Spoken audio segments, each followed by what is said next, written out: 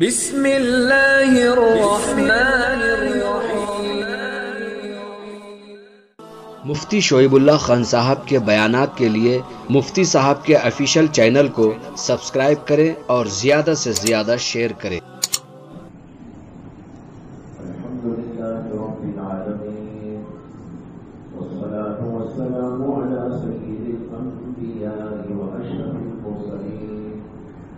وعلى آله وصحبه أجمعين ومن تبعهم بإحسان في كل زمان ومكان إلى يوم الدين. أما بعد فأعوذ بالله من الشيطان الرجيم. بسم الله الرحمن الرحيم. ففروا إلى الله إني لكم نذير مبين. برادران اسلام، نوجوانان ملت، بزرگوں، دوستوں، بھائی، یہاں بالخصوص نوجوان طبقے سے اس وقت خطاب کرنے کے لیے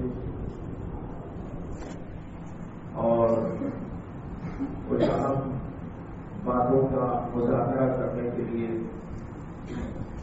اس مجلس کا انعقاد کیا گیا ہے۔ نوجوان ملت اسلامیہ کا مستقبل ہے۔ ساری امت مسلمہ کو نوجوانوں سے امید بنتی ہے۔ یہ سوچا جاتا ہے، دماغوں میں رکھا جاتا ہے اور بالکل برحق رکھا جاتا ہے کہ امت مسلمہ کی خدمت کے لیے، اسلام کی خدمت کے لیے،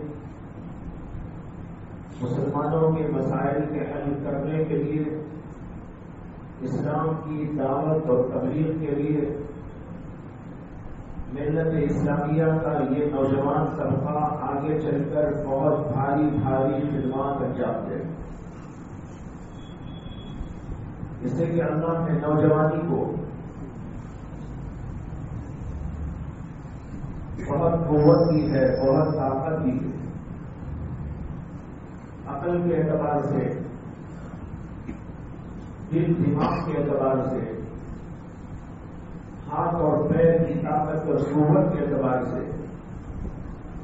تمام اعضاء کی صلاحیتوں کے اعتبار سے اللہ نوجوانی کو بلند کرتا ہے، بالا کرتا ہے، اور اس وجہ سے یہ زمانہ جوانی کا بڑا قیمتی زمانہ ہوتا ہے۔ ایک زمانہ انسان کا بچپن کا ہوتا ہے، پھر اس کے بعد ایک زمانہ لڑکپن کا ہوتا ہے، پھر اس کے بعد جوانی کا زمانہ آتا ہے۔ جوانی کے بعد جب زندگی ڈھلتی ہے تو بڑھاپے کی طرف چلتی ہے۔ گویا مین جو زمانے انسان کی زندگی کے ہیں وہ چار ہیں۔ ایک بچپن کا، ظاہر بات ہے کہ بچپن کا وہ زمانہ کسی کام کا نہیں ہوتا۔ بچہ گود میں ہے، ماں کی چھاتی سے دودھ پیتا ہے، کچھ کھیلتا ہے، اپنے ہی ہاتھوں سے کھیل لیتا ہے، ٹھنڈا پڑا رہتا ہے، نہ بول سکتا ہے، نہ کچھ کام تھام کر سکتا ہے۔ اس کے بعد پھر لڑکپن کا زمانہ آتا ہے کہ بچہ کھیلتا ہے، کودتا ہے، کچھ کام کاج کرتا ہے، لیکن یہ اس وقت بھی میچور نہیں ہوتا۔ اس کی عقل اور اس کا شعور بالکل پکا نہیں ہوتا، بیدار نہیں ہوتا۔ کچھ کام کاج کر لیتا ہے، اماں نے کہا کہ یہ کر دو تو کر دیتا، باپ نے کہا کہ یہ کر دو تو کر دیتا، یہ اٹھاؤ یہ رکھو، کچھ چیزیں پڑھو تو پڑھ دے گا۔ جیسے اسکولوں میں جا کر بچے پڑھتے ہیں، وہ پڑھایا جاتا ہے، تو یہ پڑھنے کا زمانہ ہوتا ہے، لیکن کچھ کرنے کا زمانہ نہیں ہوتا. اس کے بعد جب جوانی کا زمانہ آتا ہے، اس زمانے میں انسان کی تمام قوتوں کو اللہ تبارک و تعالیٰ عروج پر پہنچا دیتے. وہ کبھی ہو جاتا ہے عقل کے اعتبار سے بھی، سمجھ کے اعتبار سے بھی، کام دھام کے اعتبار سے بھی، قوت و طاقت کے اعتبار سے بھی، ہر اعتبار سے اللہ تبارک و تعالیٰ اس زمانے میں انسان کو کامل بنا دیتے. جب یہ کمال کا زمانہ آگے بڑھتے بڑھتے بڑھتے 40 اور 50 کے درمیان میں آتا ہے تو پھر انسان کی عمر ٹھنڈی شروع ہو جاتی ہے. وہاں سے اس کے بڑھاپے کا آغاز ہو جاتا ہے.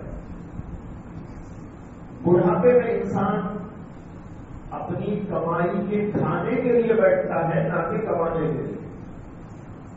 تو بہت سی بات ہے، بڑھاپے میں انسان اپنی کمائی کھانے کے لیے بیٹھتا ہے، کمانے کے لیے نہیں بیٹھتا.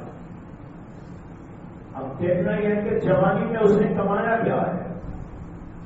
جوانی میں جو کمائے گا، جو جمائے گا، وہ اس کے بڑھاپے میں کام آئے گا. ظاہر میں بھی یہی ہے، اسی طریقے پر باطن کے لحاظ سے بھی یہی ہے کہ اپنی جوانی کے اس زمانے کو جسے اللہ تبارک و تعالیٰ نے عروج پر پہنچایا ہوا ہے، اس زمانے کو اگر کام میں لے آیا انسان اور کچھ کر گیا تو پھر وہ بیٹھ کر آگے اس کا پھل کھاتا ہے. اس سے معلوم ہوا کہ مین زمانہ جو کرنے کا زمانہ ہوتا ہے وہ یہی زمانہ ہے جس کا نام ہے جوانی. اسی لیے جوانی کے زمانے کی اہمیت قرآن سے بھی سمجھ میں آتی ہے، احادیث سے بھی سمجھ میں آتی ہے.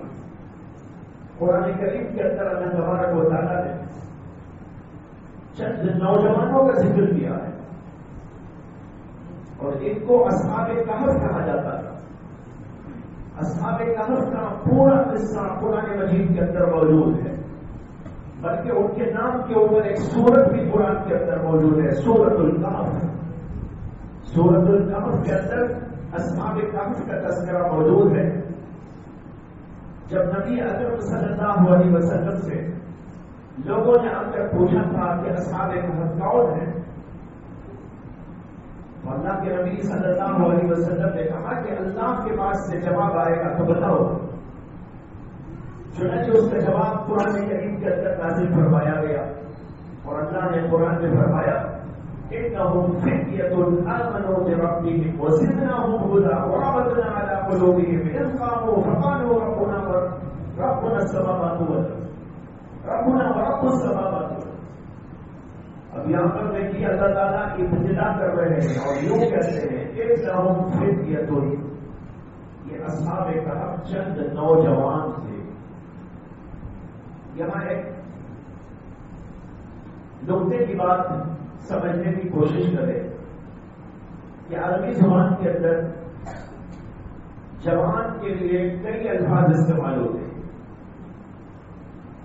تو بہت مشہور ہے. ایک لفظ شاب، اسی سے شباب، اور یہ لفظ اتنا عام ہے کہ ہماری اردو زبان میں بھی داخل ہو گیا. لوگ بولتے بھائی شباب کا زمانہ یعنی جوانی کا زمانہ. اسی شباب سے شاب کا لفظ بنا ہے، اس کے معنی ہے نوجوان. یہ بہت عام لفظ ہے عربی کا. دوسرا لفظ وہ ہے جو یہاں پر اللہ نے قرآن میں استعمال فرمایا إنهم فتية. یہ فتية جمع ہے فتح کی. فتح کے معنی بھی جمع. جیسے حضرت موسیٰ علیہ السلام کے قصے میں آیا ہے کہ حضرت موسیٰ علیہ السلام نے اپنے جوان کو کہا وَإِذْ قَالَ مُوسَىٰ لِفَتَاهُ لَا أَبْرَحُ حَتَّىٰ أَبْلُغَ مَجْمَعَ الْبَحْرَيْنِ. یہ لفظ آیا جبکہ موسیٰ علیہ السلام نے اپنے جوان سے کہا. جوان سے مراد ان کے خادم. خادم جوانی ہوتا ہے، بوڑھے کو اگر رکھ لے تو کیا کرے گا بیچارہ؟ بولتا تو مخدوم ہوتا ہے، خادم نہیں ہوتا. جو بوڑھا ہوگا نا اس کی خدمت کی جاتی ہے. ابا بوڑھے ہو گئے تو آپ خدمت کریں گے، یہ نہیں کہ جناب آپ خدمت لیں گے. اسی طرح کوئی استاد بوڑھا ہو گیا تو شاگرد اس کی خدمت کریں گے. تو بوڑھا جو ہوتا ہے وہ خادم نہیں ہوا کرتا. اس لیے یہاں پر آیا وَإِذْ قَالَ مُوسَىٰ لِفَتَاهُ، جب حضرت موسیٰ نے اپنے جوان سے کہا، یعنی اپنے خادم سے کہا، اس لیے کہ خادم جوان ہی ہوا کرتا ہے. تو معلوم ہوا کہ لفظ فتح کے معنی بھی جوان اور شاب کے معنی بھی جوان، لیکن دونوں میں ایک فرق ہے عربی کے اندر. اس نقطے کو عرض کرنا چاہتا ہوں. فرق یہ ہے کہ شاب کے معنی آتے ہیں وہ آدمی جو جوانی کے زمانے میں آ گیا ہے. جوانی کا زمانہ کیا ہوتا ہے؟ جوانی کا زمانہ ہوتا ہے 15 سال سے لے کر 40 برس کے درمیان. یہ زمانہ جو ہوتا ہے وہ جوانی کا زمانہ. جوانی کے زمانے سے جو گزر رہا ہے اس کا نام ہوتا ہے عربی میں شاب.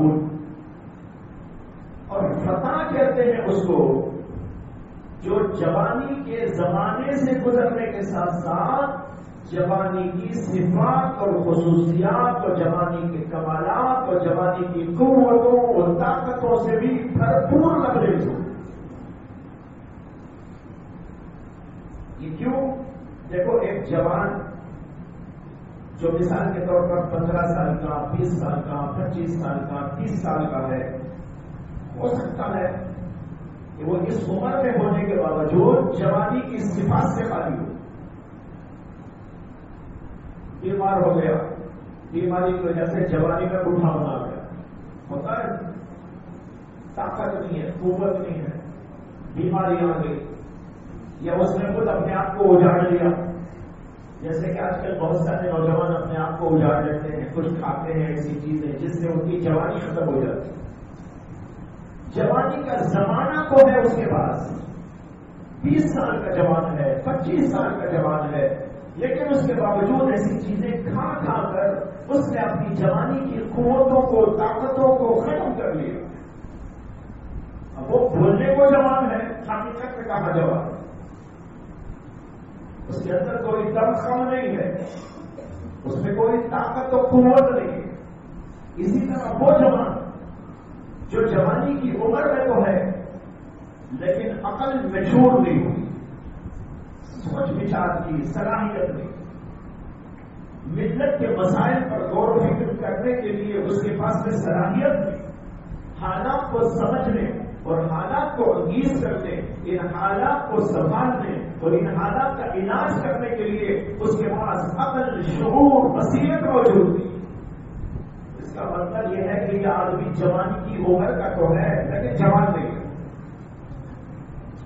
جوانی کی عمر سے جو گزر رہا اس کو بولتے ہیں شاب، لیکن جوانی کی عمر میں گزرتے گزرتے اس کے اندر بھرپور صلاحیت موجود ہو، قوت ہو، طاقت ہو، شجاعت ہو، بہادری ہو، عقل ہو، بصیرت ہو، لیاقت ہو اور مختلف کام کو کرنے کا اس کے اندر جذبہ ہو، شوق ہو، امنگ ہو، طلب ہو، اس آدمی کو کہا جاتا ہے عربی میں فتح. بات سمجھ آیا کہ نہیں آیا؟ اب قرآن کریم کی بلاغت کو سمجھیے. اللہ تعالیٰ نے اصحاب کہف کا تذکرہ کرتے ہوئے فرمایا انہم فتیۃ. اللہ چاہتے تو یہ بھی کہہ سکتے تھے کہ انہم شابون.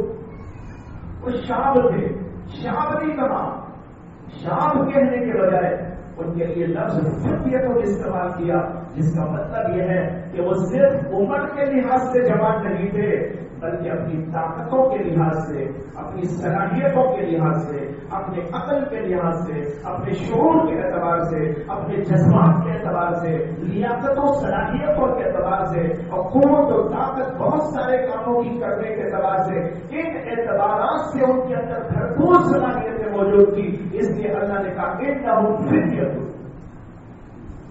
اس لیے اب ترجمہ کریں تو ہم اس کا ترجمہ یوں کر سکتے ہیں، بھرپور صلاحیتوں والے نوجوان تھے، ایسا نہیں کہ ان کے اندر امنگیں نہیں تھی، ان کے اندر کچھ جذبات نہیں تھے، ان کے اندر جوانی کے اندر پیدا ہونے والے جذبات نہیں تھے، نہیں، بھرپور تھے، تمام صلاحیتیں، تمام امنگیں، تمام جذبات، تمام کے تمام تمنائیں، تمام کے تمام آرزویں جو ایک نوجوان کے اندر ہونی چاہیے وہ اس کے بھرپور مالک تھے، ان کے اندر وہ تمام صلاحیتیں موجود تھی، لیکن اس کے باوجود ان کا حال یہ تھا یہ ایسے نوجوان بھرپور صلاحیتوں کے مالک تھے جنہوں نے اپنی تمام صلاحیتوں کو اللہ کے لیے قربان کر دیا۔ آمنو کا ترجمہ میں نے کیا، آمنو کا لفظی ترجمہ تو ایمان لائے، بس آپ کا ایسا ہوتا ہے کہ ایک لفظ کو بولتے بولتے بولتے وہ اپنے معنی کھو جاتا ہے، عام ہو جانے کی وجہ سے اپنا معنی کھو جاتا ہے۔ یہ لفظ بھی ایسے ہو گیا، ایمان کا لفظ ہمارے یہاں بہت معمولی ہو گیا، تو کہتے ہیں ایمان، نہیں ایمان یعنی مطلب کوئی اہمیت نہیں، اس لیے اس کا میں نے ایک نیا ترجمہ کیا جو اس کا واقعی ترجمہ ہے۔ واقعی ترجمہ کیا ہے؟ آمنو کے ربہم، انہوں نے اپنے آپ کو اپنے رب پہ قربان کر دیا تھا، اپنی صلاحیتوں کو، اپنے جذبات کو، اپنی طاقتوں کو، اپنے اندر کی استعدادوں کو، اپنے اندر کے کمالات کو، اپنی آنکھوں کو، اپنے دل کو، اپنے دماغ کو، اپنے ہاتھ اور پیر کی طاقتوں کو، ہر چیز کو انہوں نے اپنے رب پر نچھاور کر دیا۔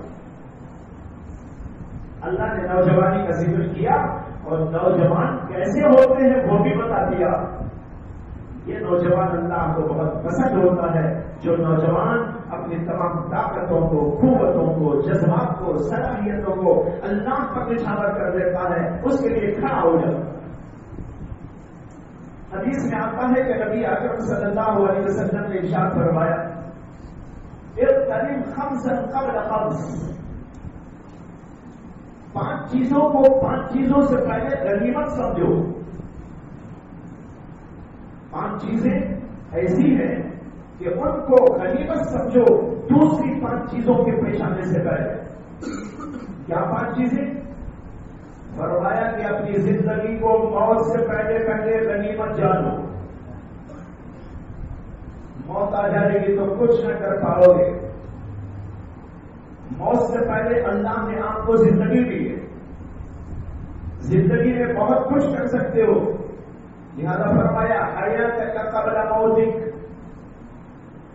اپنی زندگی کو موت آنے سے پہلے غنیمت سمجھ لو، کچھ کر لو اسے۔ اور اسی کے اندر ایک بات یہ بھی فرمائی، شباب کا قبل حرمک، اپنی جوانی کو غنیمت سمجھو بڑھاپے کے آنے سے پہلے۔ اللہ نے جوانی کی طاقتیں دی، صلاحیتیں، بہت کچھ کر سکتے ہو، اگر اس کو غنیمت سمجھے تو کام لے آؤ گے، اور اگر اس کو غنیمت نہ سمجھو تو نتیجہ یہ ہوگا کہ اپنے موبائل کے اندر غارت ہو جاؤ گے، خرافات کے اندر کھو جاؤ گے، برائیوں اور بدکاریوں میں مبتلا ہو جاؤ گے، اپنی جوانی کی وہ صلاحیتیں اور طاقتیں اور قوتیں وہ سب کی سب گندگی کے اندر چلی جائے۔ لیکن اگر اس کو غنیمت سمجھو تو اس کا نتیجہ یہ ہوگا کہ اپنی ہر طاقت، اپنی ہر صلاحیت، اپنی ہر جو ہے قوت اللہ کے لیے، اللہ کے دین کے لیے، ملت کے لیے اور انسانوں کی خدمت کے لیے خرچ کرنا شروع کر ڈالیں گے۔ اور اسی لیے اللہ نے نوجوانی کی طاقتوں کو دیا، اس لیے کہ بڑھاپے کے بعد کام نہیں ہوتا اور جوانی سے پہلے بھی کام نہیں ہوتا، جو کچھ ہوتا ہے وہ اسی زمانے میں ہوتا ہے جس کا نام ہے جوانی کا زمانہ۔ اس لیے جوانی کے زمانے کو غنیمت سمجھ لینا چاہیے۔ لیکن آج نوجوانوں نے اپنے حالات کو بگاڑ لیا، غنیمت سمجھنے کے بجائے اس زمانے کو انہوں نے اس کو اجاڑنا شروع کر ڈالا. نتیجہ یہ ہوا کہ آج ملت اسلامیہ کا یہ اتنا بڑا سرمایہ پانی میں جا رہا ہے. اللہ کا واسطہ دیتا ہوں, نبی کا واسطہ دیتا ہوں, اسلام کا واسطہ دیتا ہوں, آخرت کا واسطہ دیتا ہوں, اللہ کی محبت کا واسطہ دیتا ہوں, اللہ کے کلام کا واسطہ دیتا ہوں, نبی کے کلام کا واسطہ دیتا ہوں. اے نوجوانوں ذرا غور کرو, آپ کی یہ زندگی, نوجوانی کی زندگی, نوجوانی کی صلاحیتیں, اللہ کی دی ہوئی عقل, اللہ کی دی ہوئی بصیرت, اللہ کا دیا ہوا دل اور دماغ اور یہ آنکھیں, یہ زبان, یہ ہاتھ, یہ پیر اور اس کے اندر کی قوتیں, وہ طاقتیں, آنکھ کے اندر کی دیکھنے کی قوت اور کان کے اندر کی سماعت کی قوت اور زبان کے اندر کی بولنے کی قوت اور ہاتھ اور پیر کے اندر کو قریب طاقتیں, صلاحیتیں, یہ کس نے بخشی آپ؟ کیا باپ نے لی تھی؟ ماں نے ادا کیا تھا؟ یہ کہیں سے آپ خرید کے لائے تھے؟ کسی جگہ پر یہ بکتی ہوئی آپ کو دکھائی دے رہی تھی کہ آپ نے لے کے آنکھ لگا لی ہو؟ آپ کو ضرورت پڑ گئی تو آپ آنکھ لے کے لگا لیے, آپ کو ضرورت معلوم ہوئی تو آپ نے کان خرید کے لگا لیے, اور کسی نے آپ کو تحفے میں ہاتھ پیش کر دیا ہو, لیجیے جناب ہاتھ لگا لیجیے گا, اور کسی نے آپ کو تحفے کے اندر پیر عطا کر دیے ہو. بھائیوں, یہ ساری کے ساری قوتیں, یہ سارے کے سارے اعضاء اور ان کے اندر کی رکھی ہوئی صلاحیتیں اور طاقتیں اور استعدادیں, یہ سب کی سب اللہ کی بخشی ہوئی ہے. اور اللہ نے آپ کو کیوں بخشا ہے اس کو غور کریے. ایک آدمی آپ کو کچھ دے رہا ہے تو دینے والے کا مقصد ہوتا ہے. اگر آپ یہ سمجھتے ہیں کہ بے مقصد ہے تو پاگل ہے. ایک آدمی آپ کو کچھ دے رہا ہے تو آپ یہ پوچھیں گے کہ جناب یہ کیوں آپ مجھے دے رہے ہیں.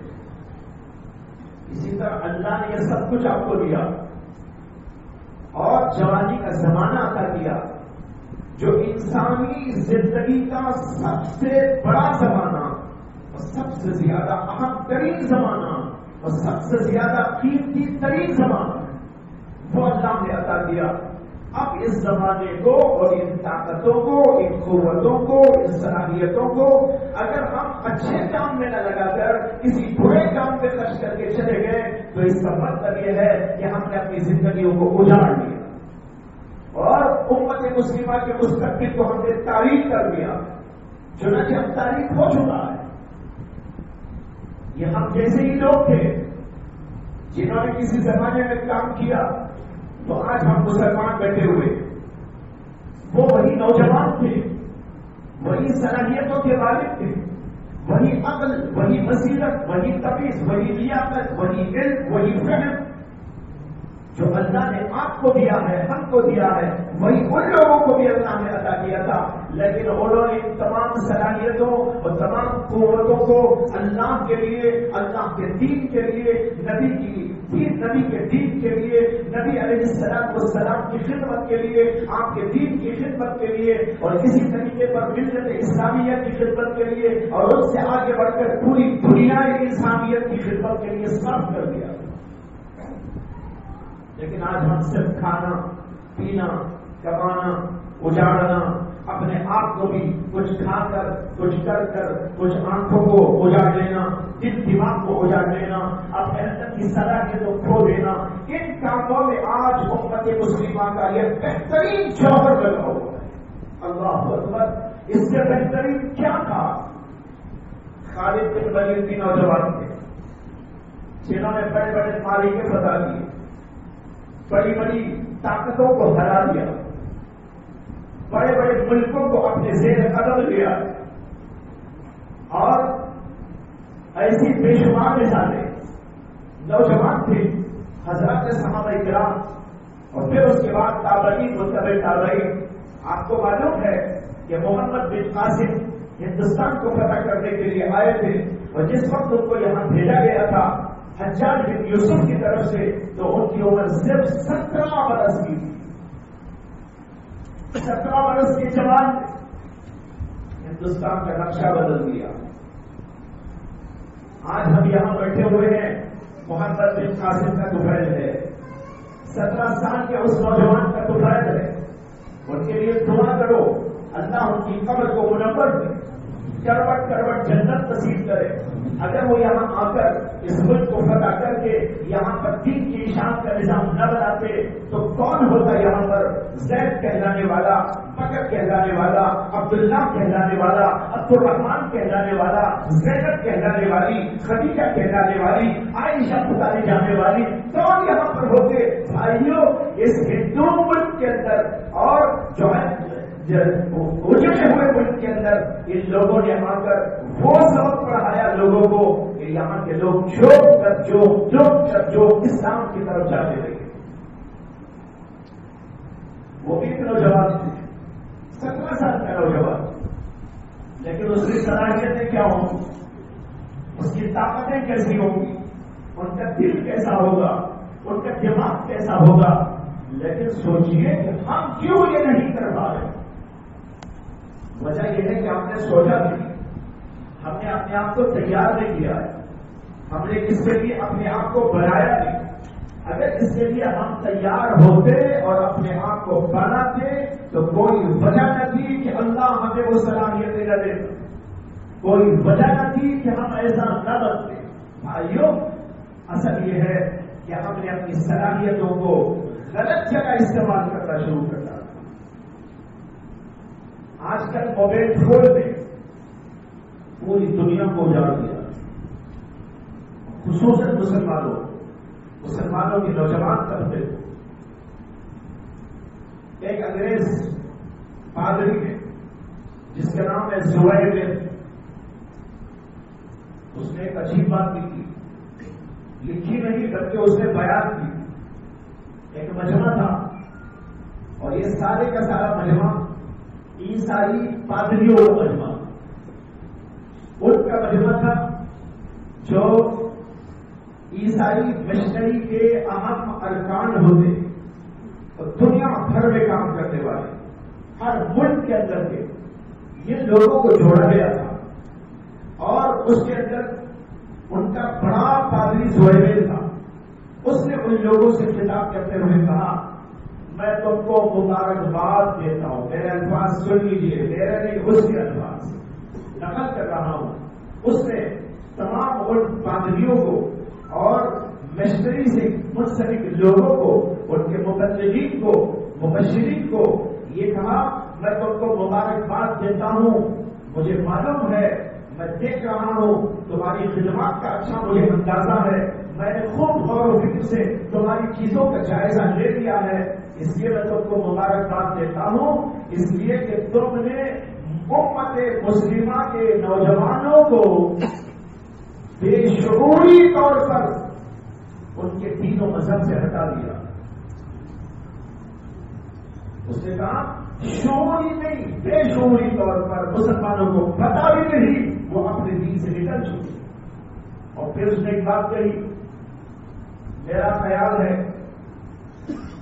کہ نشے کی علت اور شباب و کباب کی باتیں امت مسلمہ کے ہر نوجوان کو اپیل کر کے تمہارے ساتھ آنے پر مجبور کر سکتے۔ یہ اس کی جملے، انہوں نے مشن چلایا ہوا ہے، ڈرگس کا مشن چلایا ہوا ہے، نشے کا ڈرگس کا مشن چلایا ہوا ہے کہ امت مسلمہ میں یہ کام کرو کہ ان کو نشے کی عادت پڑ جائے، ڈرگس کی عادت پڑ جائے، وہ نشے باز بن جائے، اور کچھ ان کو ایسے سبق پڑھاؤ کہ وہ جو ہے کچھ عورتوں کی طرف لپکنے لگے، زنا کی طرف لپکنے لگے، شراب و کباب کی باتیں ان کے ساتھ میں ہونے لگے۔ یہ دو چیزیں ایسی ہیں کہ امت مسلمہ کے نوجوانوں کو وہاں سے ہٹا کر تمہارے سامنے لا سکتی ہے۔ یہ اس کا بیان ہے، آن ریکارڈ موجود ہے، کتاب موجود ہے، نیٹ پر بھی موجود ہے۔ لیکن آج مسلمان ہوش کو کھویا ہوا ہے، اسے خبر نہیں ہے کہ ہمارے خلاف کیا سازشیں ہو رہی، کس طریقے پر ہم کو غارت کیا جا رہا ہے، کس طریقے پر ہماری صلاحیتوں کو برباد کیا جا رہا ہے۔ اندر آج کا نوجوان مسلمان پھنسا ہوا ہے، اخلاقی گراوٹ بھی ہے، اور ان کے اندر یہ چیزیں بھی جس کا بھی ذکر کیا، بنگلور کے اندر تو حالات اتنے خراب ہوتے جا رہے ہیں، لوگ رپورٹوں پر رپورٹیں بھیج رہے ہیں کہ مسلمانوں کے اندر ڈرگس کا رشو بڑھتا جا رہا ہے، انتہا کو پہنچتا جا رہا ہے، اور اس کے اندر بچے بھی ملوث ہیں، ان کے اندر لڑکیاں بھی ملوث ہیں۔ جو ان چیزوں کے عادی ہو جائے اور اس کے پیچھے پڑ جائے، ان کی عقل درست کب رہ سکتی ہے، وہ سوچ و وچار اور بہت عالی دماغی سے کیسے کام لے سکتے ہیں، اور وہ اپنی عقل کے ذریعے بہت بڑا پلان کیسے بنا سکتے ہیں، ظاہر بات ہے عقل ختم ہونے کے بعد اس کا کوئی سوال نہیں پیدا ہو۔ اسی طرح دوسری چیز، خواہشات کے پیچھے، لذات کے پیچھے پڑ جانا، عورتوں کے پیچھے پڑ جانا، اس طرح کی چیزوں کے پیچھے پڑ جانا، اگر وہ چیزیں حاصل نہ ہوئی تو کم سے کم آنکھوں کی عیاشی میں مبتلا ہو جانا، کانوں کی عیاشی میں مبتلا ہو جانا، اور دل کو اس کے ذریعے سے تسلی پہنچانے کا سامان پیدا کرتے رہنا، اس طرح کی چیزوں کے اندر ملوث ہونے کے بعد انسان کا دل بھی، دماغ بھی، اس کی تمام صلاحیتیں بھی، قابلیتیں بھی سب ختم ہو جاتی۔ لیکن آج صورتحال کس قدر گھنوری ہوتی جا رہی ہے۔ ایک طرف یہ حال ہے کہ ہم کو بگاڑا گیا ہے، نشے میں مبتلا کیا گیا ہے، شہوت کی، خواہشات کی، لذات کی باتوں میں مبتلا کر دیا گیا ہے، اور دوسری طرف یہ ہو رہا ہے کہ اسلام کے خلاف سازشوں کے تار پہ تار باندھے جا رہے ہیں، اور اس کے اندر روز بروز اضافہ ہوتا جا رہا ہے، اور اس کے لیے نبی اکرم صلی اللہ علیہ وسلم کو بدنام کرنے کی کوشش ہو رہی ہے، قرآن کریم سے اعتماد کو ہٹانے کی کوشش ہو رہی ہے، ملت اسلامیہ کو جو ہے برا ثابت کرنے کے لیے ہر طرح کی ممکن کوششیں کی جا رہی ہیں، اور اس کے لیے پروپیگنڈا کرنے، ان کا مال، ان کی جائیدادیں، ان کی عملات، ان کی قوت، ان کی صلاحیتیں، وہ سب کچھ لگا دی گئی ہے تاکہ اسلام کو، مسلمانوں کو، قرآن کو، اللہ کے نبی کو جو ہے بدنام کیا جائے، اور ان کی شخصیت کو داغدار کر کے چھوڑ دیا جائے، اور اعتماد لوگوں کا اس پر سے ہٹا دیا جائے، اور لوگ انٹرنیٹ کے ذریعے سے اور مختلف ذرائع سے اس قسم کی باتیں پڑھتے رہتے ہیں، کوئی یوٹیوب پہ پڑھتا جا رہا ہے، کوئی کسی اور ذریعے سے پڑھتا جا رہا ہے، کوئی جو ہے آرٹیکل آیا اس کو پڑھتا جا رہا ہے، کوئی کتاب شائع ہو گئی اس کو پڑھتا جا رہا ہے۔ مستشرقین نے محمد رسول صلی اللہ علیہ وسلم کے بارے میں، قرآن کے بارے میں، دین اسلام کے بارے میں، آپ کی شخصیت اور آپ کی کردار کے بارے میں اتنا غلط مواد لکھ لکھ کر پھیلا دیا ہے، اور آج سے نہیں بھائیوں، آپ کو خبر نہیں ہے، ہمارے نوجوانوں کو علم نہیں ہے، بلکہ ہمارے علماء کو تک خبر نہیں ہے کہ ان لوگوں نے آج سے 500 برس پہلے اپنی تحریک شروع کی۔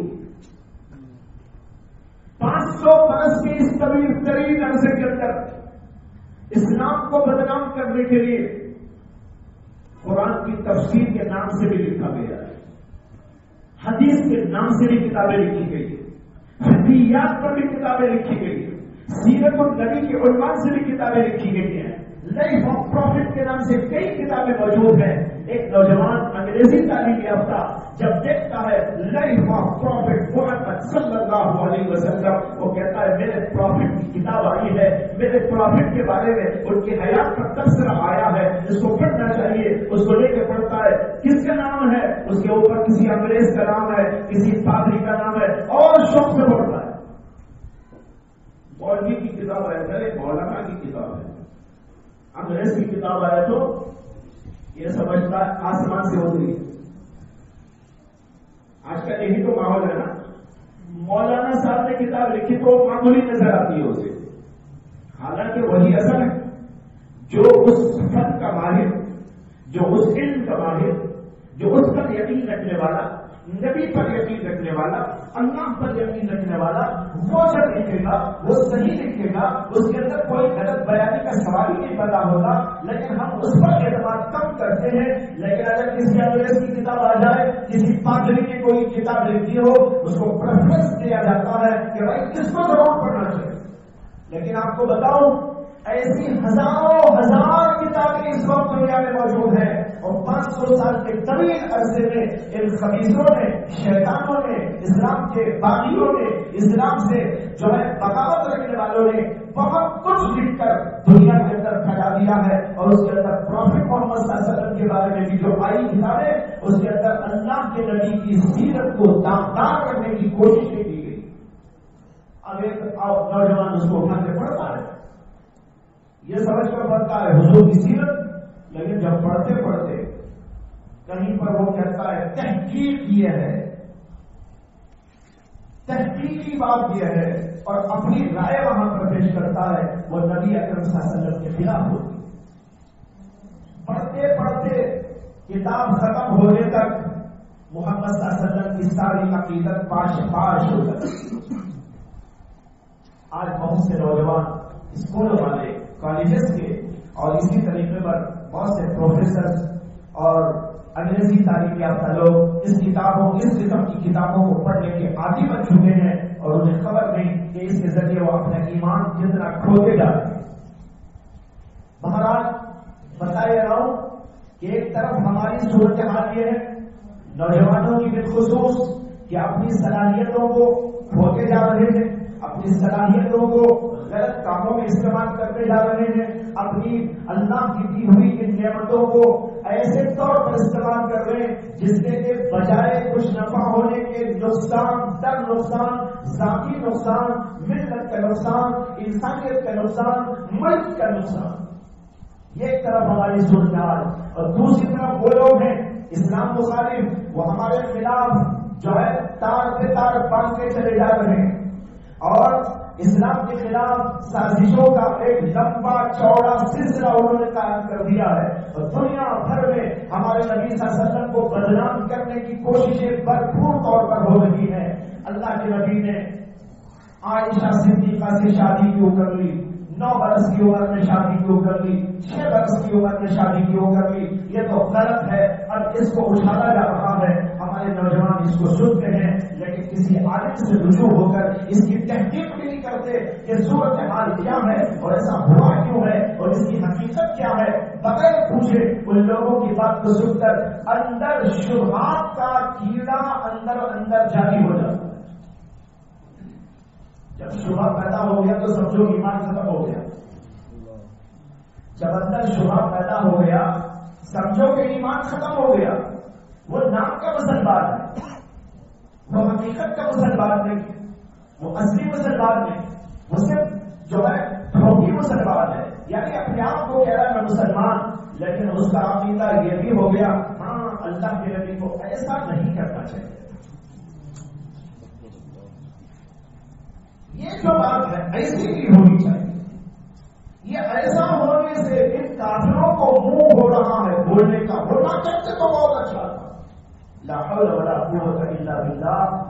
یاد رکھو کہ نبی جو ہوتا ہے وہ اللہ کی طرف سے مبعوث ہوتا ہے اور اللہ کی تربیت میں ہوتا ہے، شروع سے لے کر اخیر تک اس کا ہر کام اللہ کی توفیق سے اور اللہ کے حکم سے، اللہ کے اشارے سے، اللہ کی مشیت سے انجام پاتا ہے۔ وہ شادی کرتا ہے وہ بھی اللہ کے حکم سے ہوتا ہے، وہ طلاق دیتا ہے وہ بھی اللہ کے حکم سے دیتا ہے، وہ کسی کو مارتا ہے وہ بھی اللہ کے حکم سے ہوتا ہے، وہ کسی کو چھوڑتا ہے تب بھی اللہ کے حکم سے ہوتا ہے، وہ صلح کرتا ہے اللہ کے حکم سے کرتا ہے، وہ جہاد کرتا ہے اللہ کے حکم سے کرتا ہے، وہ کھاتا اور پیتا ہے اس میں بھی اللہ کی مشیت کو دخل ہوتا ہے۔ بھائیو نبی کو اپنے جیسا نہ سمجھو،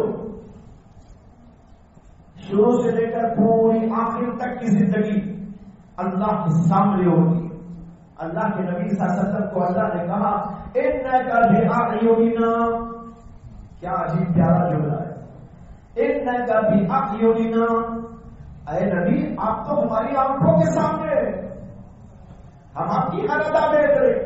اور ایک جگہ اللہ نے بڑے پیار بھرے لہجے میں ایک عجیب بات فرمائی، اللہ نے کہا کہ ہم آپ کو دیکھ رہے ہیں، کہاں دیکھ رہے؟ وَتَقَلُّبَكَ فِي السَّاجِدِينَ، جب آپ نماز پڑھنے والے اپنے ساتھیوں کے ساتھ، صحابہ کے ساتھ میں نماز پڑھتے ہوئے اٹھتے بیٹھتے ہیں، وہ ادا بھی ہم آپ کی دیکھ۔ کتنا پیارا اللہ کو، اللہ اللہ کے نبی اٹھ رہے، جھک رہے، ہاتھ اٹھا رہے، انگلی اٹھا رہے ہیں. اللہ کہتے ہیں اے نبی علیہ السلام، ساجدین میں سجدہ کرنے والے لوگوں یعنی نماز پڑھنے والے لوگوں میں جب آپ اٹھتے بیٹھتے آپ کا یہ تقلب کے معنی اٹھنا بیٹھنا ہٹنا گھومنا پھرنا یہ سب اس میں داخل ہے. یہ ہم دیکھ رہے ہیں. جب اللہ کے نبی کو یہ حکم، اللہ کے نبی پر یہ آیت نازل ہوئی ہوگی تو اللہ کے نبی کا عشق کہاں سے کہاں پہنچ گیا ہو. محبوب کہنے لگے میں تمہاری ادائیں دیکھ رہا ہوں، میں تمہارے اٹھنے کو دیکھ رہا ہوں، جی تم میرے سامنے ہو، میرے دل میں تمہاری تصویر ہر وقت ہے. جب چاہتا ہوں دل میں دیکھ لیتا ہوں.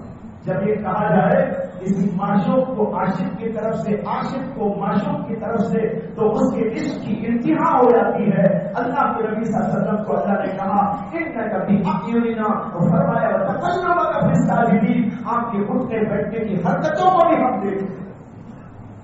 اور ایک اور جگہ ہوا اللہ کا ارشاد کہ اللہ نے کہا قد نرا تقلبک. اے نبی علیہ السلام، ہم آپ کے چہرے کا بار بار آسمان کی طرف اٹھنا اس کو بھی دیکھ رہے. آپ جو بار بار آسمان کی طرف دیکھ رہے ہیں انتظار میں وہی آ رہی ہوگی، فرشتہ آ رہا ہوگا. اللہ کہتے ہیں وہ آدھا بھی ہم دیکھ رہے. تو بتانا یہ ہے کہ نبی کی پوری زندگی اللہ اپنے کنٹرول میں رکھتے، اللہ اپنی تربیت میں رکھتے، ان کا ہر کام اللہ کے حکم سے ہوتا ہے. لہٰذا اس کے اندر بڑی حکمتیں ہوتی ہیں، بڑی مصلحتیں ہوتی ہیں. اگر اللہ کے نبی علیہ السلام نے 11 شادیاں کی تو اللہ کے حکم سے کی، اور اس کے اندر بہت بڑے بڑے دینی فائدے موجود ہیں، ملکی فائدے موجود ہیں، ملکی فائدے موجود ہیں، سیاسی فوائد موجود تھے. اللہ کے نبی نے اس لیے وہ شادیاں اس لیے نہیں کی تھی کہ آپ دنیا کے اندر بس عیش و عشرت کرتے رہے. کیا سوال پیدا ہوتا ہے؟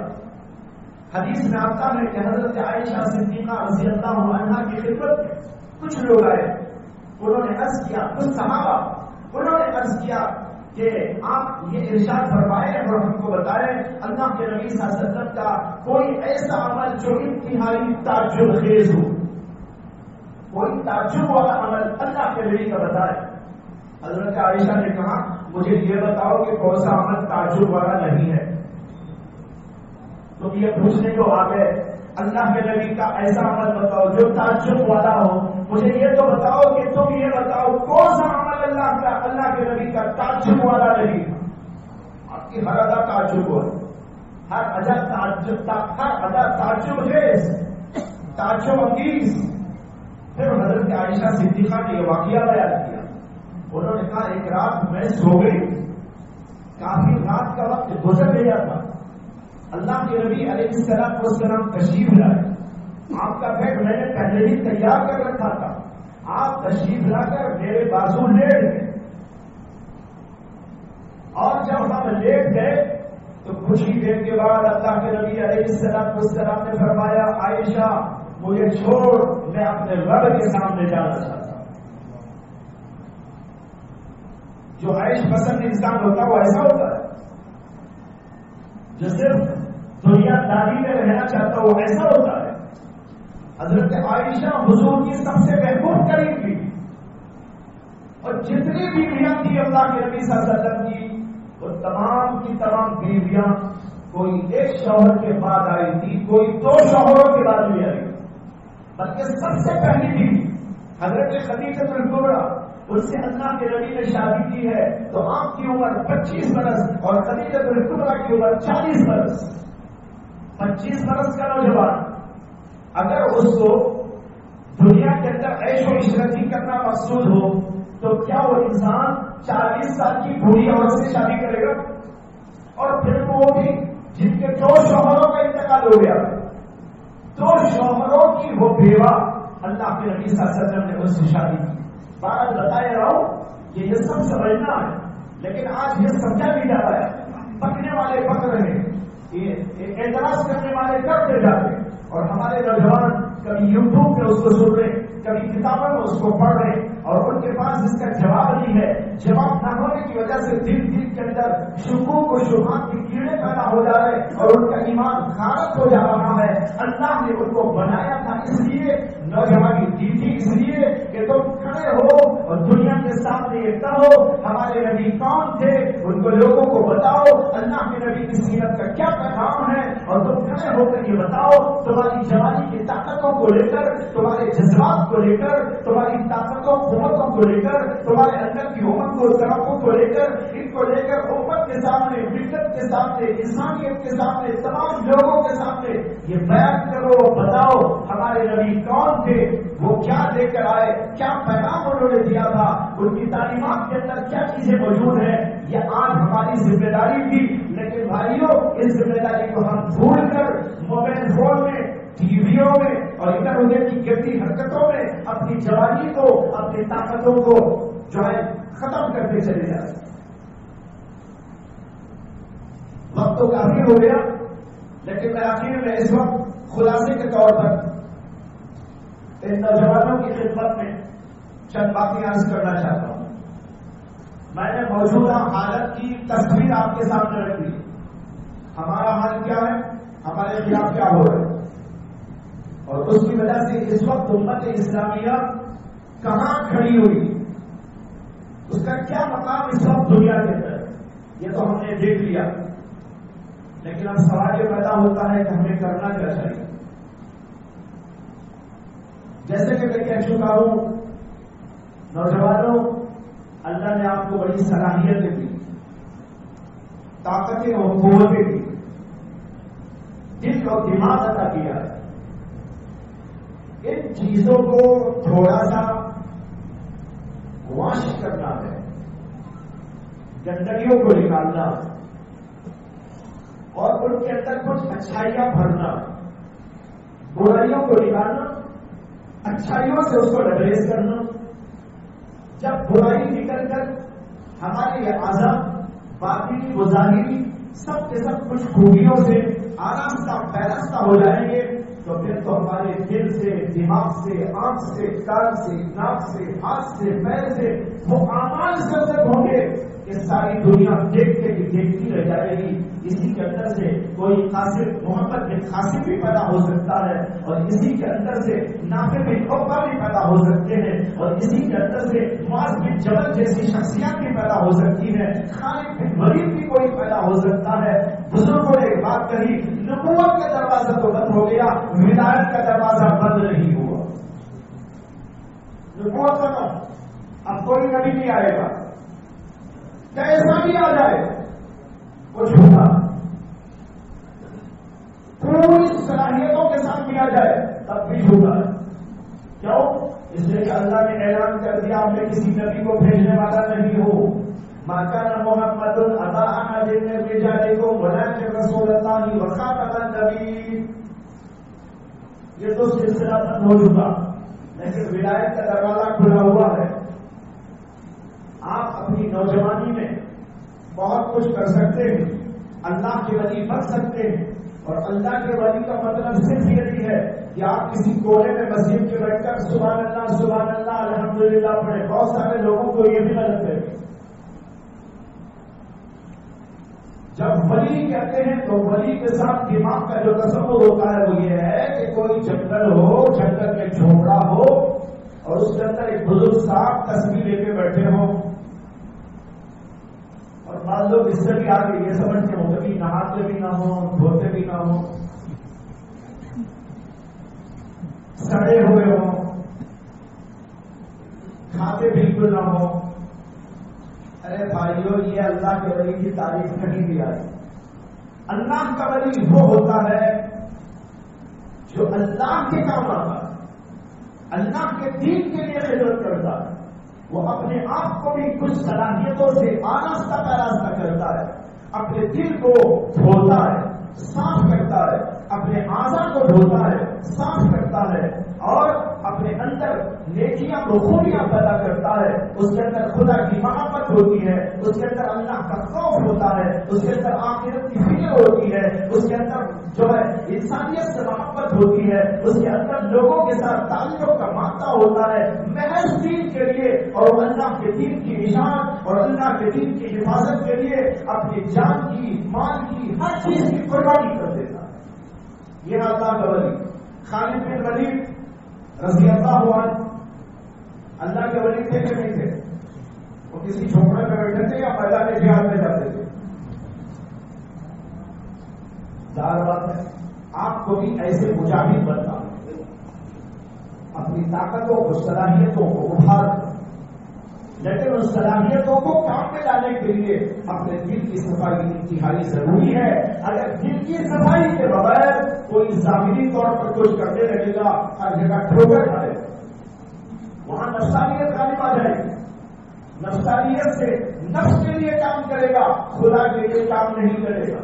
یہی تو وجہ ہے بھائیوں کہ حضرات صحابہ کو جہاد کا حکم دینے سے پہلے 13 برس کی مکی زندگی کے اندر اسلامی نفس کے لیے لگایا، کوٹ کے لگایا، بھٹی میں پکایا اور ان کو تپایا گیا تھا، اور عجیب قسم کے مسائل، عجیب قسم کی صورتحال، لیکن ان کو حکم تھا زبان پر رکھو، درگزر کرو، معاف کرو، کچھ نہ بولو، ہاتھ نہ اٹھاؤ، آنکھ بھی نہ اٹھاؤ، بس اپنے کام پہ لگے رہو۔ کوئی ٹانٹے بچھاتا ہے، ٹانٹے بچھانے دو، کوئی تمہاری گردن پہ کچھ رکھتا ہے، رکھنے دو، لیکن تم کو کچھ نہیں کرنا ہے، کچھ نہیں بولنا ہے، تاکہ تمہارا دل بدل جائے، دل میں قوت آ جائے، طاقت آ جائے۔ اور جب یہ عرصہ گزر گیا اور پھر اس کے بعد اللہ کی طرف سے حکم جہاد آیا، تو اس جہاد میں ایک واقعہ یہ بھی پیش آیا کہ غزوہ احد کے موقع پر، غزوہ خیبر کے موقع پر حضرت سیدنا علی بن ابی طالب کرم اللہ تعالی وجہہ ایک یہودی کو پکڑ کر اس کو نیچے ڈالتے ہیں اور اس کی جو ہے چھاتی پر چڑھ کر بیٹھ جاتے ہیں۔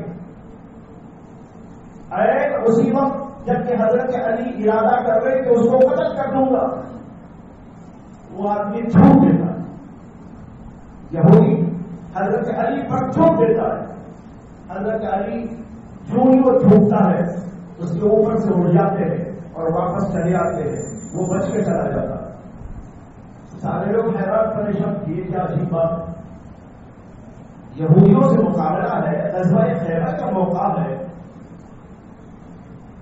اور ایسا سخت ترین دشمن آپ کے ہاتھوں لگا ہے اور آپ اس کے اوپر چڑھ کے بیٹھے ہوئے ہیں۔ قتل کرنا بالکل آسان ہے، لیکن اس کے باوجود جب وہ جھوٹ دیتا ہے تو حضرت علی اسے چھوڑ دیتے ہیں۔ لوگ پوچھتے ہیں کہ حضرت کیا ہوا، آپ نے اسے کیوں چھوڑ دیا؟ حضرت علی کا فرمان یہ ہوتا ہے، انہوں نے کہا جب میں اس کو قتل کرنے کا ارادہ کر رہا تھا اسی وقت اس نے مجھے میرے اوپر تھوک دیا تھا، جب وہ تھوکا میرے اوپر تو میرے دل کے اندر جذبات بھڑک گئے، نفسانی جذبات، اسے مارنا چاہیے۔ حضرت کہتے ہیں جو بھی مجھے یہ جذبات آئے تو میں نے سوچا اب قتل کروں گا، وہ نفس کے لیے قتل ہوگا، خدا کے لیے قتل نہیں ہوگا، اس لیے میں نے چھوڑ دیا۔ اب بتاؤ یہ تربیت کتنی ہوئی ہوگی، اس قدر ان کو 13 سال کے اندر مجاہدے کی بھٹی میں تپایا وہ پکایا گیا ہوگا، جبکہ ایسے شدید ترین موقع پر انہوں نے یہ جو ہے کام کر کے دکھایا۔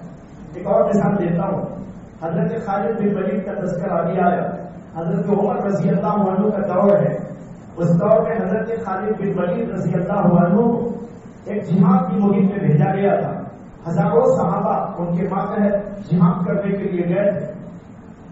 ایک جہاد کا موقع تھا، ہندوستان کی لڑائی چل رہی تھی، اسی ایک موقع پر حضرت عمر بن خطاب امیر المؤمنین کی جانب سے خالد بن ولید کے پاس ایک خط پہنچتا ہے،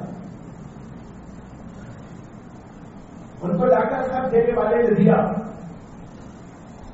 تو انہوں نے خط پڑھا تو اس کے اندر جو مضمون تھا وہ یہ تھا، السلام علیکم اے خالد بن ولید، تم ابھی میری جانب سے سپہ سالار بنائے گئے تھے اور تم کام کر رہے تھے، لیکن جو ہی میرا یہ خط تمہارے ہاتھ پہنچے تو تم سپہ سالاری کے عہدے سے ہٹو اور فلاں صحابی کو سپہ سالاری کا عہدہ دے دو. وقت والسلام امیر المؤمنین، خط کا مضمون. اب ذرا آپ سوچیے کہ اے جہاد کا موقع ہے، سپہ سالار ہے وہ، اور اتنے سارے صحابہ ان کے ساتھ، ان کے ماتحت میں خمسان کی لڑائی چل رہی. ایسے وقت میں خط پہنچتا ہے کہ تم اس عہدے سے ہٹ جاؤ. میں ہوتا، آپ ہوتے یا اور کوئی صاحب ہوتے، وہ کیا کرتے؟ وہ کہتے اچھا ہم کو ہٹا دیا، چلو چھوڑو اس سب کو، واپس چلے آتے. وہ مرتے کہ جیتے ان کو اس کی کوئی فکر نہ ہوتی، بلکہ وہ کہتے اچھا ہے یہ مر جائے تاکہ لوگوں کو پتہ چلے میری وجہ سے جیت ہو رہی تھی، میں ہٹا دو دیکھو کیا ہوا. ہوتا کہ نہ ہوتا؟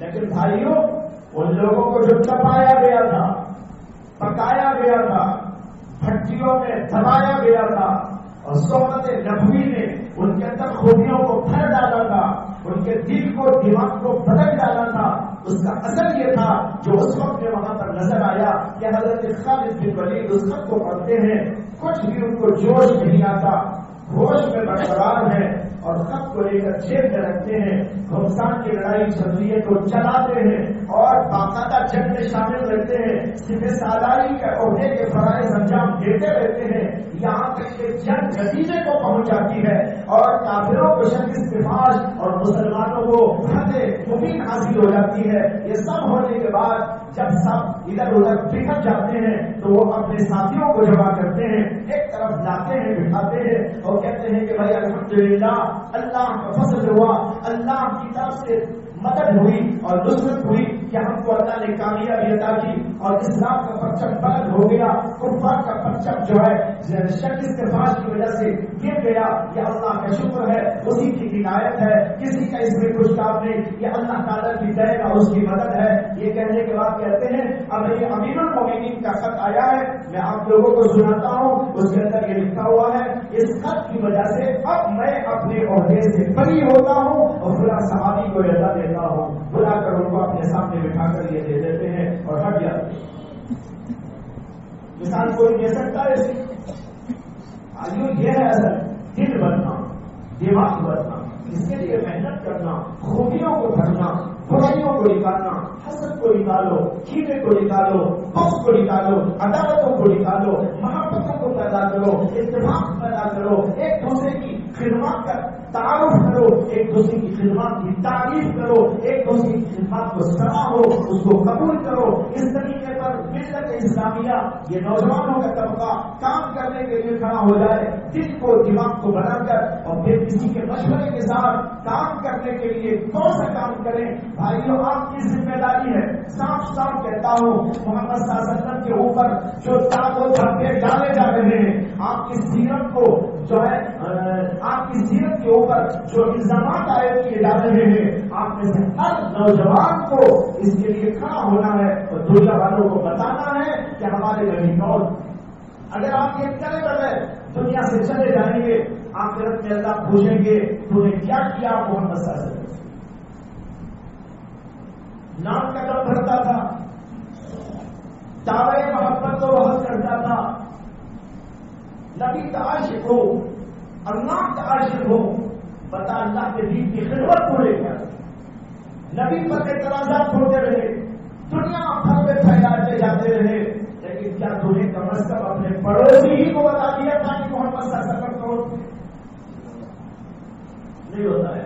نوجوان کو ہوش نہیں، اسے تو موبائل چاہیے، اسے تو گندگی چاہیے، اسے تو کھانا اور پینا چاہیے، لذات چاہیے، اور جو ہے شہوات کا پورا نہیں بنا ہوا ہے. بھائیوں اگر اس صورت حال کے اندر موت واقع ہو گئی تو ہم اللہ کو کیا جواب؟ یاد آپ کی ذمہ داری سمجھو، حالات کا جائزہ لو، لوگوں کو سمجھو کیا ہو رہا ہے دنیا میں، یہ آپ کی ذمہ داری ہے. اللہ نے عقل دی، کیا ہو رہا ہے، ہمارے خلاف کیا کیا جا رہا ہے، نبی کے خلاف کیا کیا جا رہا ہے، اسلام کے خلاف کیا کیا جا رہا ہے، ہم کو کس طرح تباہ کیا جا رہا ہے، ہمارے بچوں کو کس طرح تباہ کیا جا رہا ہے. اس کو سوچو، سمجھو اور پھر اس کے بعد اس کا تدارک کرو. اور اس کے تدارک میں سب سے پہلے یہ ہے کہ اپنے آپ کو اللہ کی طرف لے جاؤ.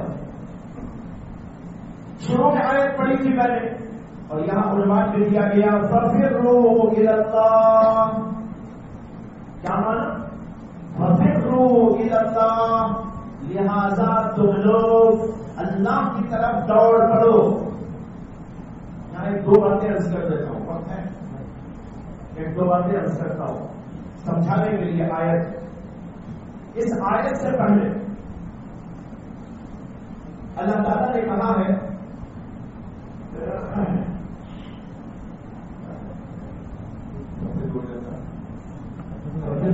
سے پہلے کیا ہے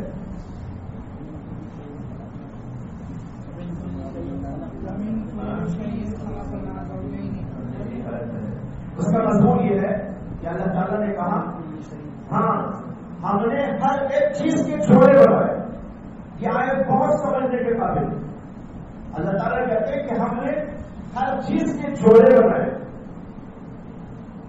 اس کے بعد یہ مضمون ہے لہذا تم اللہ کی طرف دوڑو. اب سوال پیدا ہوگا اللہ نے ہر چیز کے جوڑے بنائے اور پھر کہہ رہے فا کے معنی ہے لہذا. عربی میں آیا نا یہ، اس کا معنی کیا کریں گے؟ لہذا، اس وجہ سے اللہ کی طرف دوڑو.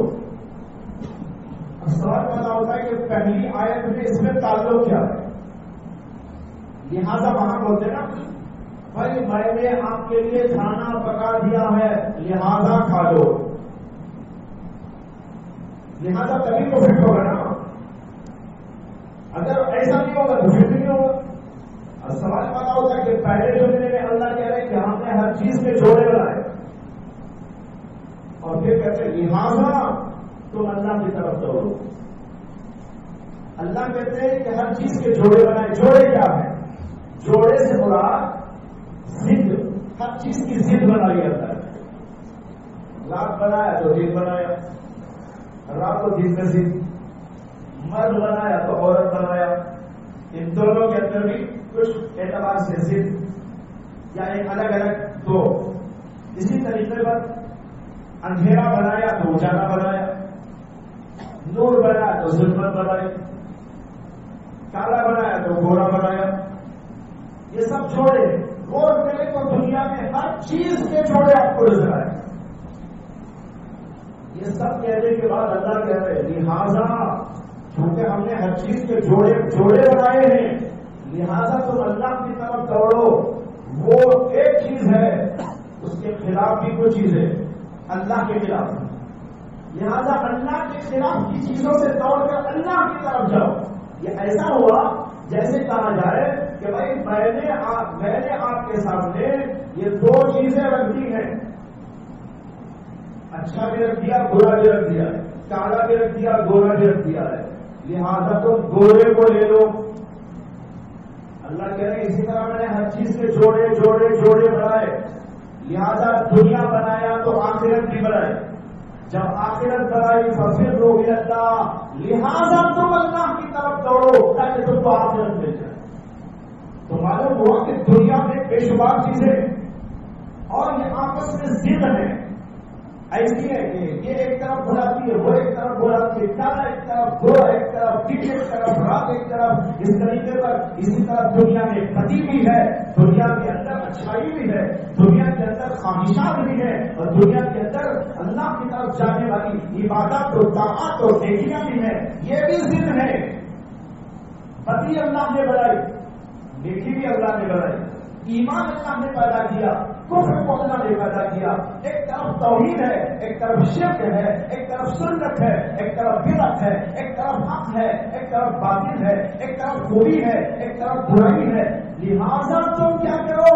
اچھائیوں کی طرف جاؤ اور اچھائیوں کی طرف جانے کے لیے یہ اصول ہے اللہ کی طرف ہے.